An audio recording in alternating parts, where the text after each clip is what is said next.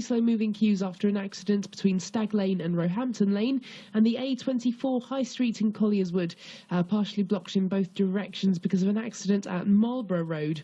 Having a look at your trains, we've got delays of up to an hour on passenger services at the Eurotunnel at Folkestone because a train has had to stop in the tunnel itself. LBC News 11:52, your next updates in 10 minutes. London's news, travel and weather station. This is LBC News 11:52.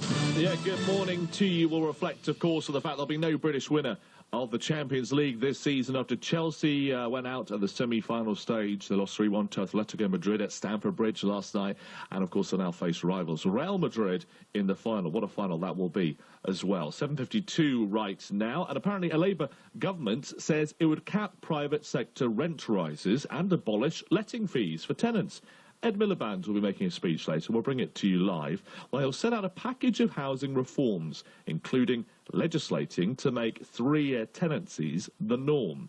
Let's get a view on all of this now and speak to Andrew Teacher, who's a property expert and director of Blackstock, an independent consultancy. Good morning to you. Morning. Do you think his ideas are practicable? Will they work?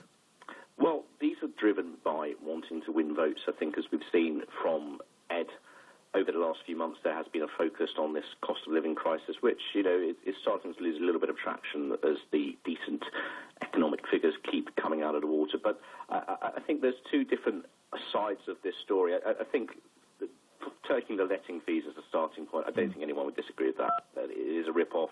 It is something which most of the industry, in terms of the professional investors, would probably like to see away with, because it does give everyone a bad name, and often people aren't getting value for money. Often the Ed is right that letting agents just sit there and earn money for nothing, for people simply re-signing a lease that they continue to inhabit. But the key problem that I think a lot of people will have with this, and you'll see that in the papers today, is that any talk of rent caps is a massive, massive spook for potential investors. And I think we need to identify the problem here, first of all, which is the fact that we have a market which is driven by buy-to-let investors. And many of these people, however good, and I don't want to take apart the whole buy-to-let industry in one go, but there are a lot of rogue landlords out there. And the reason for that is because we've got a lack of choice, and that reduces the need to offer better standards, because you simply don't need to. If you're a landlord and you've got 5 people queuing up outside your door, why would you spend another £5,000 doing up the kitchen? You simply don't need to, and that is one of the key problems here. And I think what's clear is that moves to regulate the industry already exist. These laws exist. They haven't worked and have been constantly churned out again and again. And we've seen review by both Labour and the Tories over the years. The Labour Party in 2008 had a review by York University. A lady called Julie Rugg did a review. The Tories did one under Adrian Montague a couple of years ago. And all these reviews say exactly the same thing, that we need to crack down on rogue landlords and get more money into the sector. And I think the problem with these suggestions today is that, as I said, the powers to crack down on rogue landlords already exists.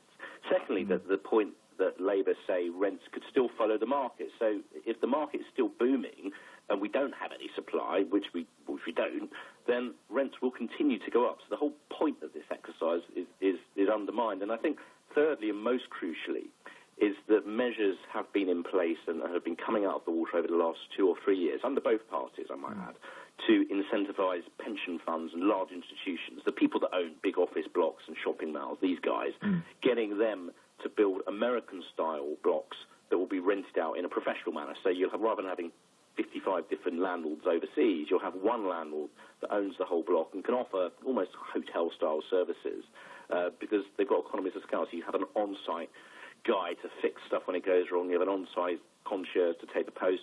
And the idea is that you can incentivise these guys to come in and build homes, and they'll hold on to them for long-term rent. But these guys simply aren't going to touch this if they think an incoming government is going to start tinkering with the market and get in the way of the rents that they might earn from that. And I think that's a massive, massive, massive problem politically, because ultimately Labour is now putting its stall out on being able to deliver new homes. And the problem is that this kind of political electioneering using the housing market is going to undermine that. So I think as one final thought, what I would probably suggest here is that we need to stop playing politics with housing, get together and create some kind of cross-party solution, because that's the only way we're going to get around this. All right, good to have your views this morning. Looks like Ed Miliband may be spooking those investors. Andrew Teacher is a property expert and director of Blackstock, an independent consultancy. Thank you for your time. 7:57. The FTSE will start trading today at 67.80. It closed up 10 points yesterday. Kevin Gover has the rest of the business. There's a warning. Property prices in England are in danger.